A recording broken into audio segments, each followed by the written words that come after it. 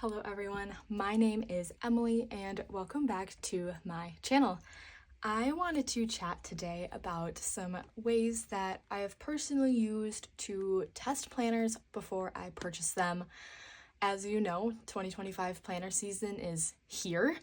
If you follow Hobonichi, you know that August right now is Hobonichi preview season, so I know I've been watching them even though I don't really plan to get many Hobonichis this year. I'm still watching the previews because I think it's a lot of fun. So with 2025 planner season, or just any planner season, comes a lot of decisions and a lot of FOMO perhaps, or you're seeing a bunch of things and you're like, oh, I want to try that. And planners are expensive, y'all. Like, they can be really expensive. I mean, this bad boy was like, I don't know, like $60 or $70 USD.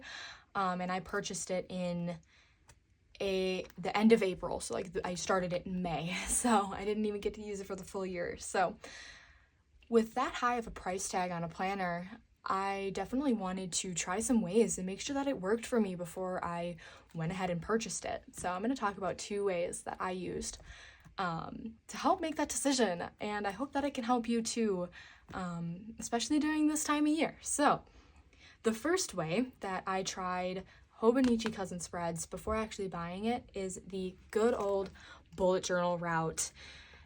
This is a Archer and Olive A5 dot grid notebook. This is the collab with Greater Good. It has a coffee cup on the front. It's this beautiful brown, literally the perfect journal for me. I absolutely love it. And I will show you this spread here, and this was my trial at a Hobonichi Cousin weekly spread. This is the first time I ever used a vertical spread, so I really wanted to make sure that this worked for me, and I tested it out for about a month before I finally decided to get the Hobonichi Cousin, and I'm so glad that I did. So I did this for a month, and this is my bullet journal spread. And then we'll flip this open to my Hobonichi Cousin spread. So, as you can see, those are the 2 spreads. Yes, I did go back and backlog everything from here into my Hobonichi Cousin just to have a complete record. So, I am so happy that I did this. There's nothing wrong with just sketching spreads out in your bullet journal, or just in a blank dot grid notebook. You cannot go wrong with that. Just, you know, if there's dimensions provided on the website for the planner that you're interested in, draw it out. If you have, you know, a similar grid, draw it out in here, you know. That is a foolproof way to try things out, no matter what supplies you have. So I highly, highly, highly recommend doing this. I was even extra and I made stickers for the same timeline that Hobonichi has in their journals. So you don't have to be that extra, but it was a lot of fun to try this out this way.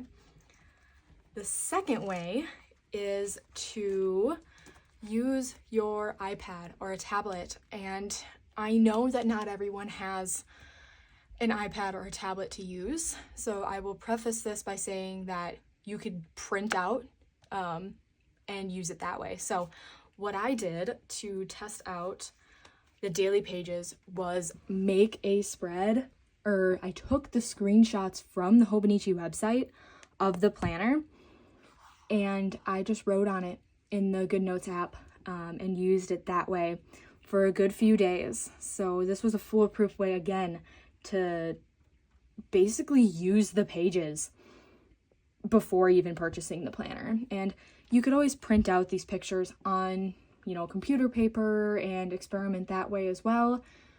Is it the most accurate? Probably not, but this gave me a really, really good idea of how I could use these pages in my planner. So this is what they look like side by side. So you can see, I need this page right here. And yes, of course I backlogged everything side by side. I copied everything over. I even pasted in a new image there. And yeah, I literally just copied it down and from my iPad. So yeah, that is a foolproof way to try a spread before you even commit to a planner. And I'm so glad that I did this. I even did it with the weekly spreads that I showed before. I did it on my iPad, and I'm currently doing that with the 5-year Techos that I'm planning to pick up one for 2025. And of course, I took the screenshots and I'm playing around with them in GoodNotes, comparing A6 and A5. How much can I fit on an A5 compared to an A6? Can I even fill up an A5 box, you know?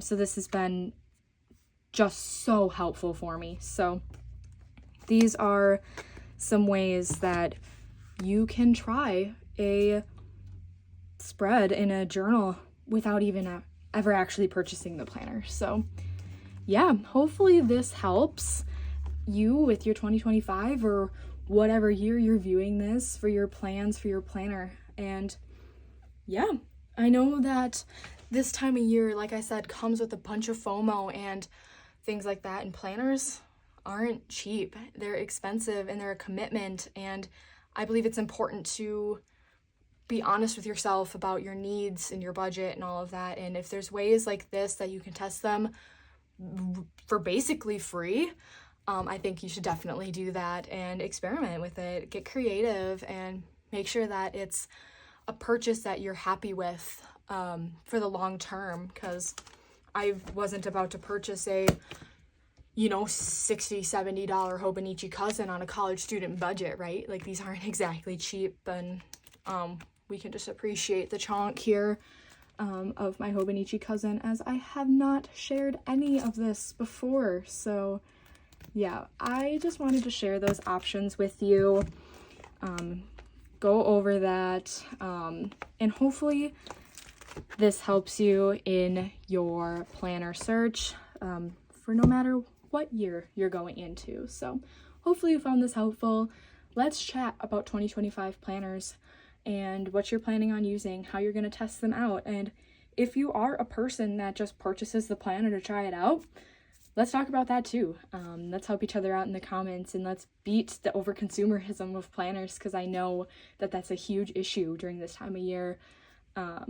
So yeah, I just want to chat about it. So leave a comment below, and let's chat. And hopefully this helped you. And happy planning.